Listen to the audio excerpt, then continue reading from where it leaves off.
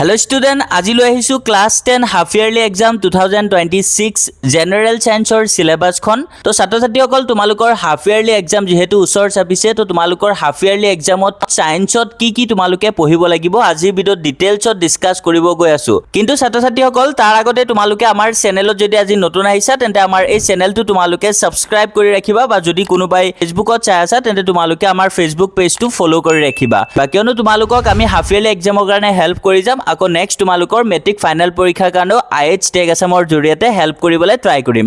তো ছাত্ৰ ছাত্ৰীসকল বলা এতিয়া আমি মেইন টপিকত যাওঁ। তো তোমালোকৰ হাফ ইয়াৰলি এক্সামত সায়েন্সত কি তোমালোকে চাব লাগিব। তো ছাত্ৰ ছাত্ৰীসকল তোমালোকে এটা দেখা পাইছা চেপ্টাৰ 1 কেমিকেল ৰিএকশন এণ্ড ইকুৱেশ্যন।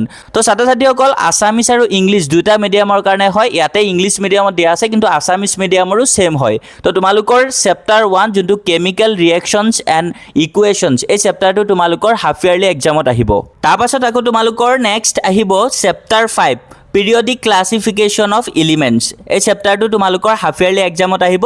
আকৌ chapter 6 life process and chapter 7 control and coordination.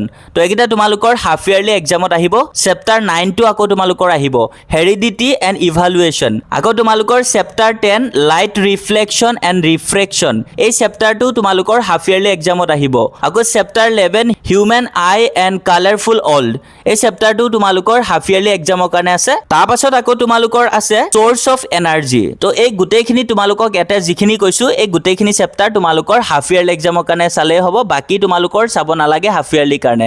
বাকি অল চেপ্টাৰ তোমালোকৰ প্ৰি ফাইনেল এক্সাম বা মেট্ৰিক ফাইনেল পৰীক্ষাত আহিব। কিন্তু ইয়াতে মই তোমালোকক যিখিনি চেপ্টাৰ কৈছো এই চেপ্টাৰখিনি কেৱল তোমালোকৰ হাফ ইয়াৰলি এক্সামৰ কাৰণে চালে হৈ যাব। তো ছাত্ৰ ছাত্ৰীসকল চাব পাৰিছা তোমালোকে আসামিজ আৰু ইংলিছ দুটা মিডিয়ামৰে সেম হয়। তোমালোকে ভালকে কিতাপত তোমালোকে লিখি ল'ব পাৰা যে তোমালোকৰ কোনখিনি চেপ্টাৰ ইয়াত আহিব।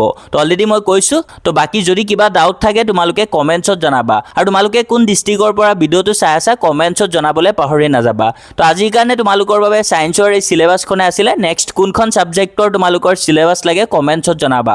Thank you for watching. Keep watching IH tag Assam.